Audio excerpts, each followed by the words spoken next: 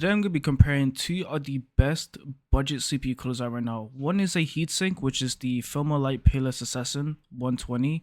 And then the second one is going to be the Thermalright Frozen Magic 360, which is already on my PC, as I just pointed out. And today we're just going to be comparing these two. So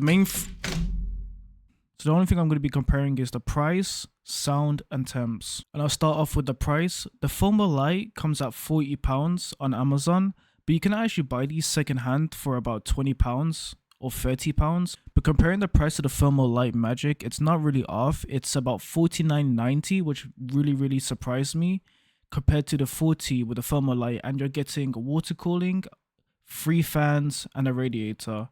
So you're actually getting a lot more with that extra £10. But when it comes to buying secondhand, it pretty much doesn't exist. It's actually more expensive to buy on eBay than it is on Amazon. So the Peerless Assassin actually wins in that category where the prices can really vary, and it's always going to be cheaper than the AOI, but you do get less. So when we're talking about temps, the Frozen Magic 360 actually beats the Peerless Assassin by quite a lot, and it's mainly because of two reasons. One, it's an AOI, so you have the water cooling, the radiator, and you actually get 3 extra fans instead of having 2. Not 3 extra fans, just 3 fans instead of having 2.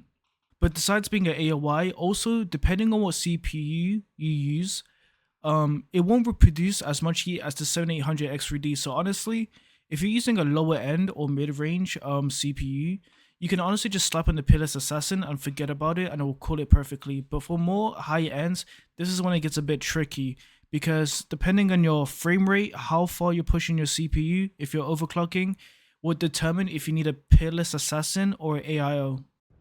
So after finishing the video, I actually ended up changing my AOI to putting it on the top mount instead of the vertical.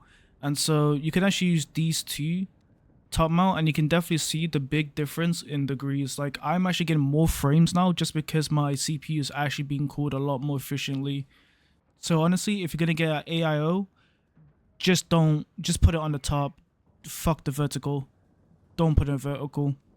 It's not that vertical is bad in any sense. It's just that it definitely is so much more cooler and quieter now.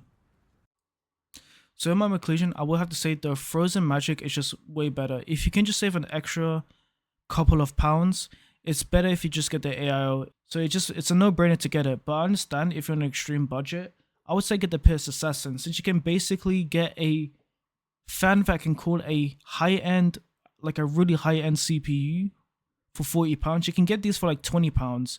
So if you want to slap it on your Ryzen 5 5600, you're never going to have to worry about CPU issues.